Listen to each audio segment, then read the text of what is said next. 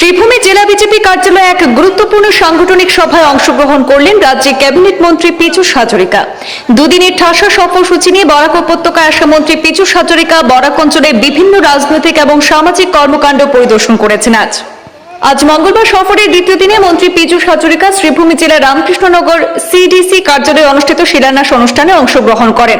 অনুষ্ঠানে উপস্থিত ছিলেন জেলা বিজেপি নেতৃত্বের সাথে মন্ত্রী কৃষ্ণেন্দু পাল এবং বিধায়ক বিজয় মালাকার। শিলান্যাস অনুষ্ঠান শেষে মন্ত্রী পীযূষ হাজরিকা সরাসরি শ্রীভূমি সদর জেলা কার্যালয়ে যান এবং সেখানে দীর্ঘ সময় ধরে জেলা ও ব্লক পর্যায়ের সাংগঠনিক কর্মকর্তাদের সঙ্গে রাজনৈতিক সাংগঠনিক বিষয় নিয়ে গঠনমূলক মত বিনিময় করেন।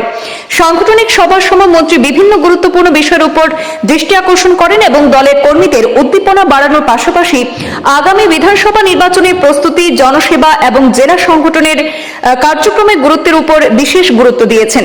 সভার সমাপ্তিতে সাংবাদিকদের সঙ্গে মুখোমুখি হয়ে মন্ত্রী পীযূষ হাজরিকা জেলা ও রাজ্যের রাজনৈতিক পরিবেশ, দলের কার্যক্রম এবং সাধারণ মানুষদের উন্নয়নের জন্য সরকারের পদক্ষেপ সম্পর্কে প্রতিক্রিয়া প্রদান করেন।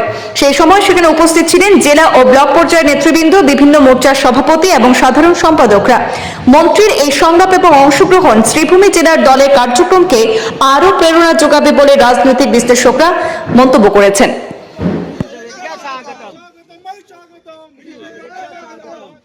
ঘটনাটো অত্যন্ত দুঃখজনক। ভুল বুজাবুজিৰ কাৰণে হৈছে। সকলোকে অনুৰোধ জনাইছোঁ, আহ্বান জনাইছোঁ, সকলোৱে যাতে শান্তিৰ কাৰণে কাম কৰে। আমি ভুল বুজাবুজিবিলাক নাইকিয়া কৰিব লাগিব। সকলোৱে যিহেতু মিলি থাকিব লাগিব, তার কারণে সকলোকে কাম কৰিবলৈ হাত জোর করে অনুরোধ জানাইছোঁ। দাদা, আপনি বলেছেন যে উত্তর পরিমহলে আপনারা চেষ্টা করলে জয়ী হতে পারে। মুখ্যমন্ত্রী কিছুদিন আগে বলেছেন যে আমরা 1 লক্ষ টাকা করে দিলেও মুসলিমরা ভোট দেবে না, কিন্তু উত্তর পরিমহলে প্রায় 50,000-এর মতো মুসলিম ভোট বেশি আছে। তারপর আপনারা কি মনে করেন? আমি দেখি, আমিতো 7,500 ভোটত জিকিছোঁ।